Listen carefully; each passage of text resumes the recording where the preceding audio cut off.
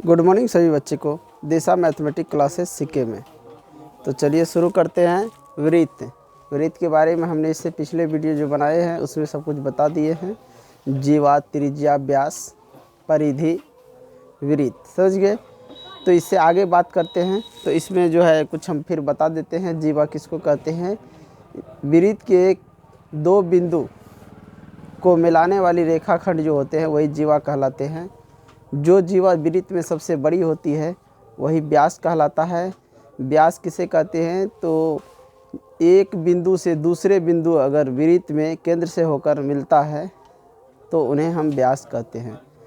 व्यास को दो त्रिज्या भी बोल सकते हैं। तो व्यास को डी से सूचित करते हैं। डी बराबर होता है 2r, r बराबर होता है d/2। समझ गया। परिधि जो चाप की कुल लंबाई होता है वही क्या कहलाता है? परिधि कहलाता है। समझ गए।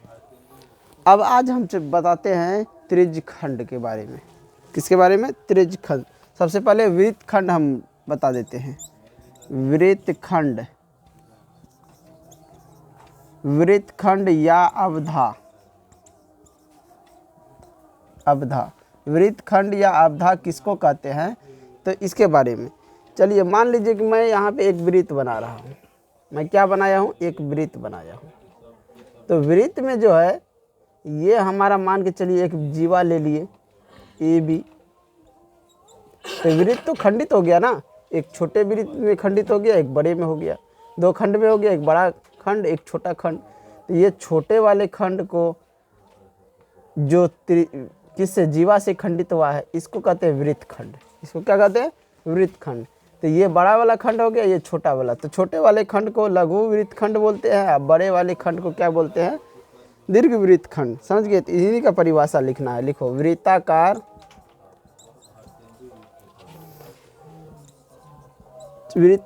क्षेत्र का वह भाग जो एक जीवा तथा चाप, क्या कह रहा है? वृत्ताकार क्षेत्र का वह भाग जो एक जीवा तथा चाप से घिरा हो। देखो, वृत्ताकार क्षेत्र का वह भाग जो एक जीवा से ये भाग घिरा हुआ, नीचे वाला, ऊपर वाला भी घिरा है इसी जीवा से, तथा चाप से घिरा हो। तो ये यहाँ से जो यहाँ है ये बड़ा चाप है, यहाँ से जो यहाँ है ये यहाँ से यहाँ बड़ी चाप हो गया, और यहाँ से यहाँ जो घिरा है ये छोटी चाप हो गया। तो जीवा और चाप से घिरा क्षेत्र घिरा हो उसे क्या कहते हैं? वृत्तखंड या अवधा। अवधा कहते हैं। समझा।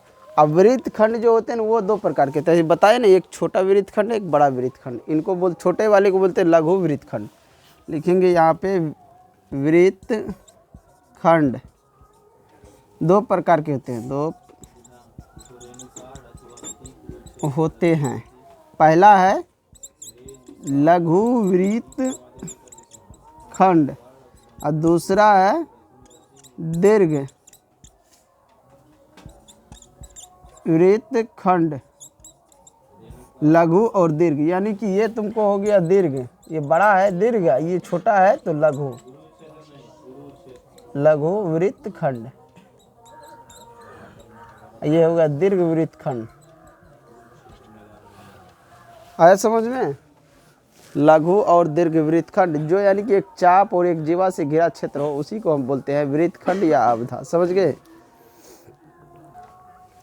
चलिए अब यहाँ पे देखिए त्रिज्यखंड।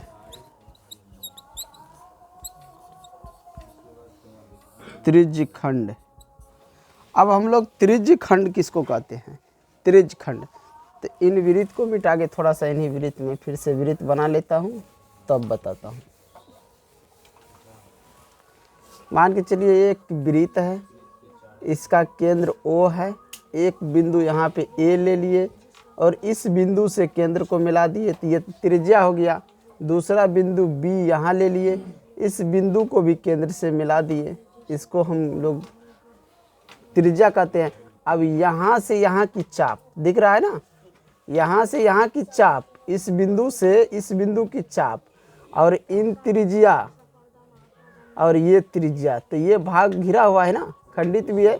इस त्रिज्या से इसको काट लिए गए हैं, दोनों त्रिज्या से आई चाप से, तो ये भाग घिरा हुआ है, तो इसको हम लोग बोलते हैं त्रिज्यखंड। और यहाँ से शुरू करेंगे, यहाँ चाप लेकर आएंगे तो बड़ा चाप ये हो जाएगा, छोटा चाप ये, और ये यहाँ से ये साइड का जो है बड़ा त्रिज्यखंड है, क्योंकि ये त्रिज्या है और ये भाग भी घिरा हुआ है, तो ये छोटे भाग है, ये बड़े भाग है, इनको बोलेंगे लघु त्रिज्यखंड, इसको बोलेंगे दीर्घ त्रिज्यखंड। समझ गया? यानी कि दो त्रिज्या और एक चाप से घिरा हुआ क्षेत्र जो हो उनको बोलते हैं त्रिज्यखंड। समझ गया? या इसको त्रिज्या खंड भी बोलते हैं। लिखो यहाँ पे, किसी वृत्त में दो त्रिज्याओं तथा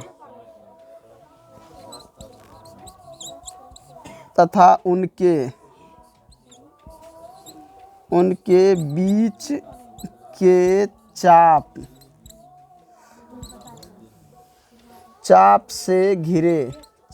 से घिरे हुए क्षेत्र को त्रिज्यखंड कहते हैं। क्षेत्र को क्या कहते हैं? त्रिज्यखंड। कह रहा है किसी वृत्त, यानी कि एक वृत्त ले लिया, कोई भी वृत्त ले सकता है, दो त्रिज्या तथा उनके बीच जो चाप है, दो गो त्रिज्या है, इनके बीच ये चाप हो गया। इधर भी देखे तो ये त्रिज्या इनके बीच ये चाप हो गए, तो उनके बीच के चाप से घिरे हुए जो क्षेत्र है उन्हीं को त्रिज्याखंड कहते हैं। दो त्रिज्या है और एक चाप से घिरा हुआ जो क्षेत्र है उनको क्या कहते हैं? त्रिज्यखंड। समझ गया? त्रिज्यखंड दो प्रकार के होते हैं, जैसे ये वृत्तखंड दो प्रकार के होते हैं, उसी तरह त्रिज्यखंड भी दो प्रकार के होते हैं। पहला नंबर में लिख सकते हैं लघु त्रिज्यखंड, दूसरा हो जाएगा वही दीर्घ त्रिज्यखंड। लघु त्रिज्यखंड और दीर्घ त्रिज्यखंड ये भी दो प्रकार के होते हैं। तो समझ गए वृत्तखंड किसको कहते हैं और त्रिज्यखंड किसको कहते हैं। कोई दिक्कत अगर है, यानी कि जो वृत्त जीवा से खंडित हो वृत्तखंड, और जो त्रिज्या और चाप से, जीवा और चाप से खंडित को वृत्तखंड, त्रिज्या और चाप से खंडित को क्या कहते हैं? त्रिज्यखंड। इतना बात याद है? आगे बढ़ जाए, मिटा दें इन सबको। चलिए वृत्त से संबंधित कुछ परिभाषा है। चलिए, ये एक वृत्त है। ये क्या है? एक वृत्त है। एक वृत्त में कितने जीवा खींच सकते हैं? एक वृत्त जो होता है कितने जीवा खींच सकते हैं? तो देखेगा एक बिंदु पे बहुत सारे, एक वृत्त पे बहुत सारे बिंदु होते हैं, तो उनमें से जीवा की बात करें तो एक बिंदु से, दो बिंदु से, यानी दो गो बिंदु ले लेते हैं, एक बिंदु यहाँ ले लेते हैं, एक बिंदु यहाँ। वृत्त में बहुत सारे बिंदु होते हैं, तो जिस बिंदु, तो दो बिंदु से कितने रेखा खींचा जा सकता है? वृत्त में तो बहुत सारे बिंदु होता है, तो दो बिंदु से कितने रेखा खींचा जा सकता है? अगर मैं बोल दूं कि वृत्त के एक बिंदु से जीवा खींचा जा सकता है, तो बताओ खींचा जाएगा? मान के चलो ये एक बिंदु है, इससे अगर मैं जीवा खींचूं तो खींचा जाएगा? जाएगा खींचा। अब ऐसे खींचेगा, ऐसे खींचेगा तो जीवा थोड़ी ना होगा? नहीं होगा, क्योंकि यहाँ से दूसरे जगह तो मिलाना पड़ेगा ना, तो दूसरा बिंदु मिल जाएगा। तो दो बिंदु से एक और केवल एक रेखा खींचा, एक जीवा खींचा जा सकता है। दो बिंदु से होकर वृत्त में केवल एक जीवा खींचा जा सकता है। अब वृत्त में जो है ना बहुत सारे जीवा होता है। मान के चलो ये जीवा है, ये जीवा है, ये जीवा है। इतना कितना तुम खींच सकता है? जल्दी बोलो, कितना खींच सकता है? बताओ तो, कितना खींच सकता है? बोलो, कितना खींच सकता है? देखो, खींच सकता है कि नहीं? कितना खींच सकता है? कितना खींच सकता है? जल्दी बोलो, कितना खींच सकता है? बहुत सारे खींच सकता है कि नहीं? तो एक वृत्त में अनंत जीवाएं खींच सकते हैं। लिखेंगे एक वृत्त में अनंत जीवा खींच सकते हैं। एक वृत्त में क्या कर सकते हैं? अनंत जीवा खींच सकते हैं। वृत्त पर स्थित दो बिंदुओं से एक और केवल एक जीवा खींच सकते हैं।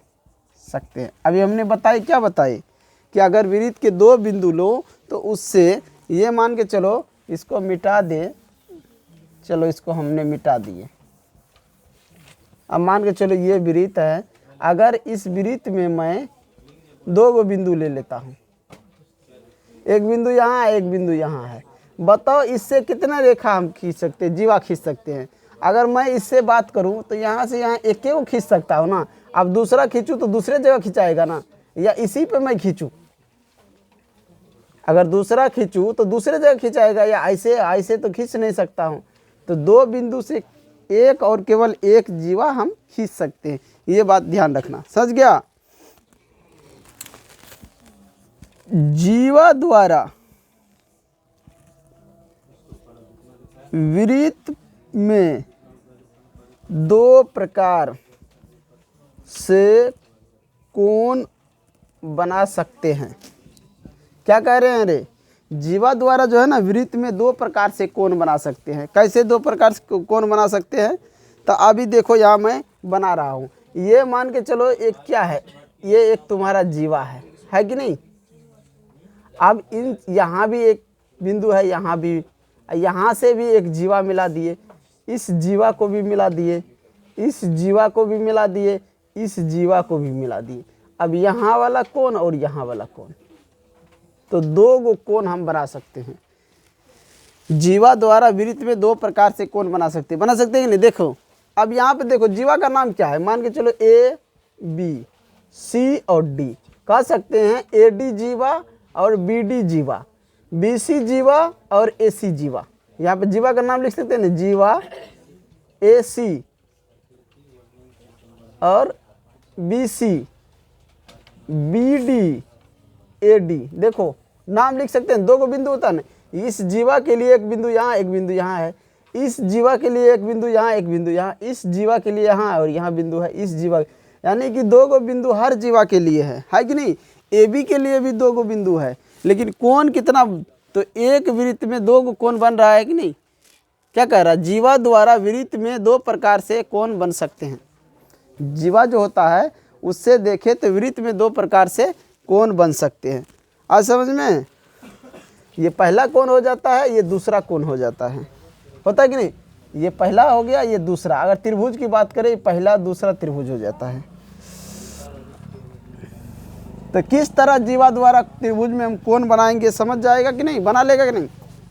अगर कह दे जीवा द्वारा वृत्त पर कोण बनाइए तो बना देगा। जीवा द्वारा वृत्त पे कोण बना लेगा ना। किस प्रकार बनाता है अभी हमने बता दिए, ऐसे बनाना है तुम लोग को। जीवा द्वारा वृत्त पर कोण, समझ गया? अब हम चलते हैं एक केंद्रीय या संकेंद्रीय वृत्त। एक केंद्रीय या संकेंद्रीय वृत्त किसको हम कहते हैं? एक केंद्रीय या संकेंद्रीय, एक केंद्र जिस वृत्त में एक ही केंद्र हो। मान के चलो इसको हम मिटा देते हैं, समझ गए रे? इसको मिटा के यहीं पे हम समझाते हैं, इसको मिटा के यहीं पे समझा देते हैं तुम लोग को। देखो मान के चलो एक ये वृत्त है, केंद्र है, ये एक वृत्त है, इनका केंद्र ये हो गया। एक और वृत्त खींच लेते हैं, खींच लिए, इनका भी केंद्र यही हो गया कि नहीं? तो इसी को हम बोलेंगे एक संकेंद्रीय या संकेंद्रीय वृत्त। देखेगा तो दोनों क्या है, ये केंद्र है, यहाँ से घुमा दिया गया है चाप, और ये भी केंद्र है, यहाँ से घुमा गया। तो इन दोनों वृत्त का केंद्र यही हो गया। इन दोनों वृत्त का केंद्र क्या हो गया? यही हो गया। तो इसी को बोलेंगे एक केंद्रीय या संकेंद्रीय। चलो इसका परिभाषा लिख लो।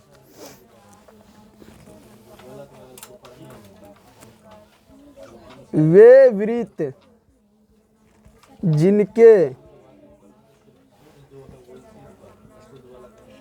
केंद्र एक बिंदु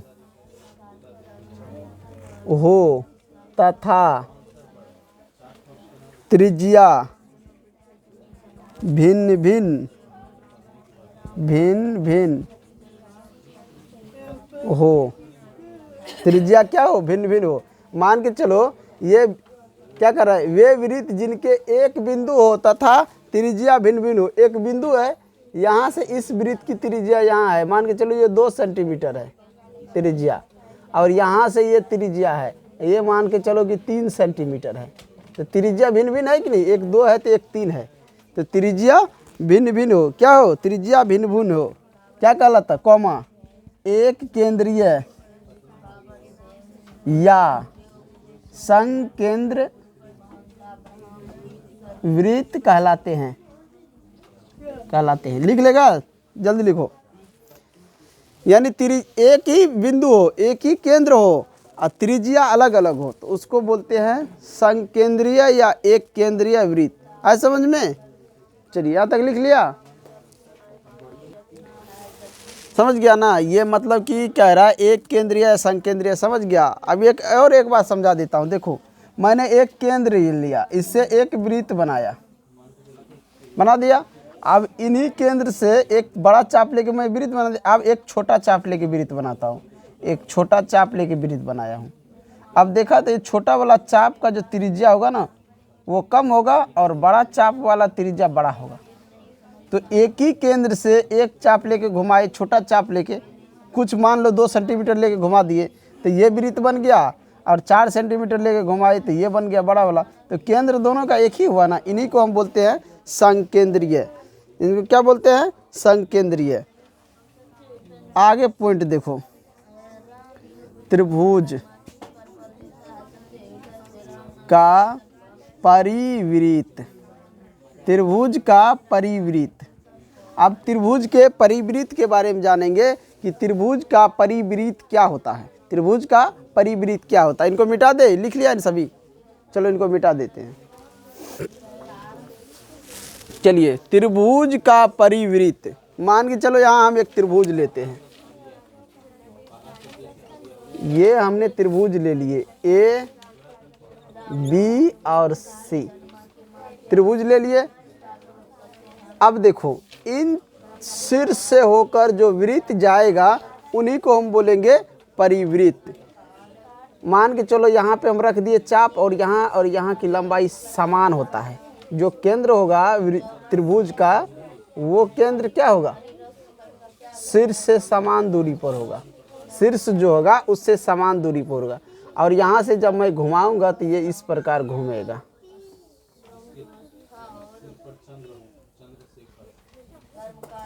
आए समझ में? ये इस प्रकार घूम जाएगा। तो तुम यहाँ पे देख सकता है कि त्रिभुज के तीनों शीर्ष से होकर एक वृत्त घूम रहा है, जा रहा है कि नहीं? इसी को बोलते हैं परिवृत्त। क्या बोलते हैं? परिवृत्त। और यह मान के चलो ये वृत्त का केंद्र हो गया, यहाँ पे 0 ले लेते हैं, ओ ले लेते हैं, मान के ओ ले लेते हैं। तो ओ बी जो है ना, ये क्या हो गया? शीर्ष हो गया, शीर्ष ओ बी, और ये ओ सी भी शीर्ष है, और ये भी शीर्ष है। तो इनको हम बोलते हैं वृत्त का परिकेंद्र। इसको क्या बोलते हैं? वृत्त का परिकेंद्र। ये जो त्रिभुज के तीनों शीर्ष से होकर जो वृत्त जा रहा है, इसको क्या बोलते हैं? त्रिभुज का परिवृत्त। और तीनों शीर्ष से जो बराबर समान दूरी पर है, तीनों शीर्ष से ये ओ, उसको बोलते हैं त्रिभुज का परिकेंद्र। क्या बोलते हैं? त्रिभुज का परिकेंद्र। चलो इसको लिखो, त्रिभुज का परिवृत्त। वह वृत्त जो किसी त्रिभुज के तीनों शीर्षों से होकर जाती है त्रिभुज का परिकेंद्र त्रिभुज का परिवृत्त कहलाता है।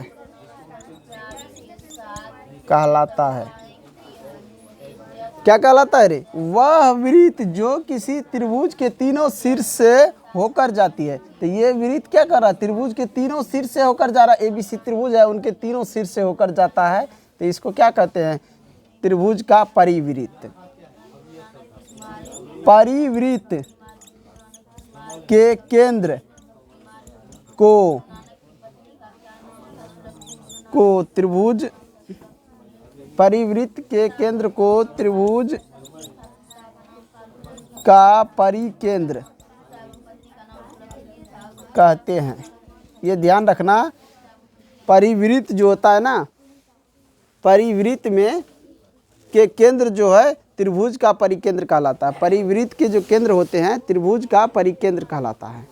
ये जो परिवृत्त है इसका जो ये केंद्र बिंदु है ये त्रिभुज का परिकेंद्र कहलाता है। क्या कहलाता है? त्रिभुज का परिकेंद्र। त्रिभुज का जो परिकेंद्र होता है ना, परिकेंद्र से तीनों शीर्षों की लंबाई समान होता है। परिकेंद्र से तीनों शीर्षों की लंबाई क्या होता है? समान होता है। तो मान लो चलो ये तीनों शीर्ष है, OB बराबर में OC बराबर में OA, ये तीनों क्या है? शीर्ष हैं, और ये तीनों समान है। क्यों समान है? तुम जानते हो कि ये वृत्त का केंद्र है, तो यहाँ से इसकी त्रिज्या होगी, ये यहाँ की इसकी त्रिज्या और ये इसकी त्रिज्या। तो एक वृत्त की त्रिज्या जो होती है ना, आप सभी बराबर होती है। एक वृत्त की त्रिज्या जितने भी होते हैं सब बराबर होते हैं। तो इसीलिए तीनों शीर्ष की जो लंबाई है ना वो समान रूप से है। तीनों शीर्ष की लंबाई क्या है? समान है। तो सभी समझ गए परिकेंद्र परिवृत्त किसको कहते हैं? समझ गए? तो इन्हीं के साथ मैं इस वीडियो को एंड करता हूं। जो भी बच्चे नए हो चैनल को सब्सक्राइब और लाइक करें, ज़्यादा से ज़्यादा शेयर करें। और ये हमारा जो है मैथ 9th का है, वृत्त चैप्टर चालू है, यहाँ से सभी बच्चे इसको अच्छे से पढ़ सकते हो। धन्यवाद।